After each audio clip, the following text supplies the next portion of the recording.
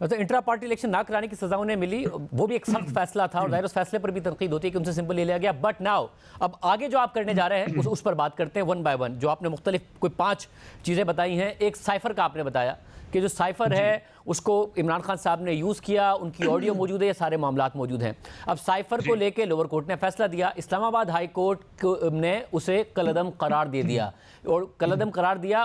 उस बेंच में शामिल चीफ जस्टिस आमिर फारूक साहब ने, जिन पर तहरीक इंसाफ बहुत ज़्यादा अपने खिलाफ जानिबदारी के इल्ज़ाम लगाती है, उनसे कहती है कि हमारे बेंच से आप अलहदा हो जाएं, हमारे जो मुकदमात हैं। तो आप सुप्रीम कोर्ट को कैसे कहेंगे कि साइफर के जो मुकदमा है उसमें तहरीक इंसाफ को कलअदम करार दे दे, जब उसका फैसला ही इस्लामाबाद हाई कोर्ट ने कलअदम करार दे दिया? साइफर के केस के अंदर पूरी दुनिया ने देखा कि एक शख्स ने कहा कि हमने इसके साथ खेलना है मुल्क का नाम लिए बगैर। उसके बाद पूरी दुनिया के सामने वो साइफर लहराया गया और ये कहा गया कि इसमें लिखा है कि हम आपकी हुकूमत गिराने लगे हैं। साइफर के ऑथर है असद मजीद साहब, जो उस वक्त हमारे एम्बेसडर थे यूनाइटेड स्टेट्स ऑफ अमेरिका में, बाद में फॉरेन सेक्रेटरी बने।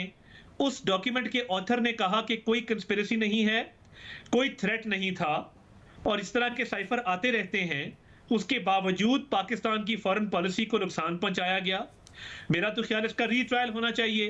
और तो जो जब आप कहते हैं कि रीट्रायल होना चाहिए, देखिए ना, अब आप सुप्रीम कोर्ट में जाएंगे और सुप्रीम कोर्ट से कहेंगे कि सारे काम हुए, तो सुप्रीम कोर्ट का आगे से जवाब ये होगा कि हाँ जी हुए होंगे, मगर जब ट्रायल कोर्ट ने फैसला दिया तो उसे हाई कोर्ट ने कलअदम करार दे दिया। जब आप रीट्रायल की बात करते हैं तो आप खुद ये बात एक्सेप्ट करते हैं कि जो ट्रायल था वो असल में मिस ट्रायल था। इमरान खान साहब को जल्दी जल्दी सजाएं सुनानी थी इलेक्शन से पहले, इसलिए साइफर का मुकदमा, जिसमें बहुत कानूनदानों की राय थी कि इसमें वजन पाया जाता है, उस वजन को ही खाली कर दिया गया और इमरान खान साहब, और आपने देखा कि हाई कोर्ट से वो कलअदम हो गया। तो आप किस बुनियाद पर फिर तहरीक इंसाफ पर पाबंदी का मुतालबा करेंगे साइफर को बुनियाद बनाकर?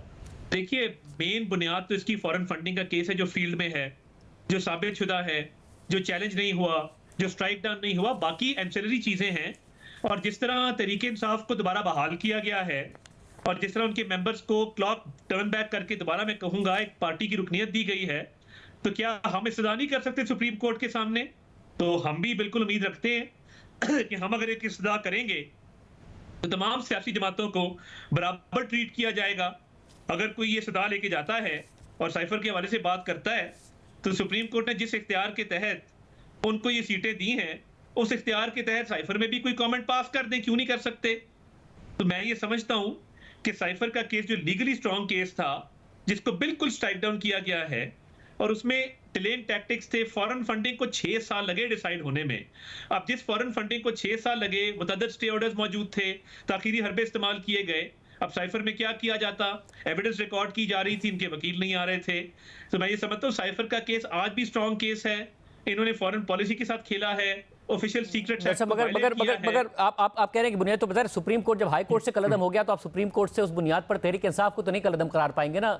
और जब आप दूसरा कह रहे हैं कि फॉरेन फंडिंग वाला केस, जिसको तहरीक इंसाफ ज़ाहिर ममनुआ फंडिंग वाला केस कहती है, 2 अगस्त 2022 को इलेक्शन कमीशन की तरफ से उसमें फैसला आया। जब आप कहते हैं 6 साल तहरीक इंसाफ ने ज़ाया कराए, बिल्कुल उनकी तरफ से बहुत ज़्यादा डिलेइंग टैक्टिक्स थी, मगर 2 साल तो हो गए अब इस मुकदमे का फैसला आए हुए और इलेक्शन कमीशन ने इसमें करार दिया कि तहरीक इंसाफ ने 34 फॉरेन नेशनल से और 351 फॉरेन बेस्ड कंपनी से फंडिंग ली। फिर इलेक्शन कमीशन ने यह कहा कि इलेक्शन कमीशन हिदायत करता है कि इस फैसले की रोशनी में कोई भी कार्रवाई कानून के मुताबिक हो, इसका आगाज़ किया जाए, जिसमें इस केस को वफाकी हुकूमत को भेजना भी शामिल है। अब इलेक्शन कमीशन ने वफाकी हुकूमत को नहीं भेजा, जो आपकी हुकूमत थी, आप लोगों ने कुछ नहीं किया, तो अब 2 साल बाद आप सुप्रीम कोर्ट जाएंगे, कहेंगे कि वो जो 2 साल पहले फैसला आया था उसकी रोशनी में उस पार्टी को जिसने इलेक्शन भी लड़ लिया और आपने उसके हक में फैसला भी दिया कि वो एक पॉलिटिकल रियलिटी है, अब उसे कलअदम करार दे दें।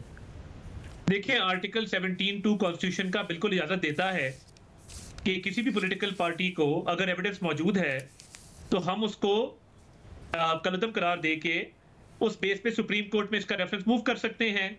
आर्टिकल 17(2) के अंदर सिर्फ एक शिक है जो कहती है कि 15 दिन के अंदर अंदर सुप्रीम कोर्ट को भेजना होगा।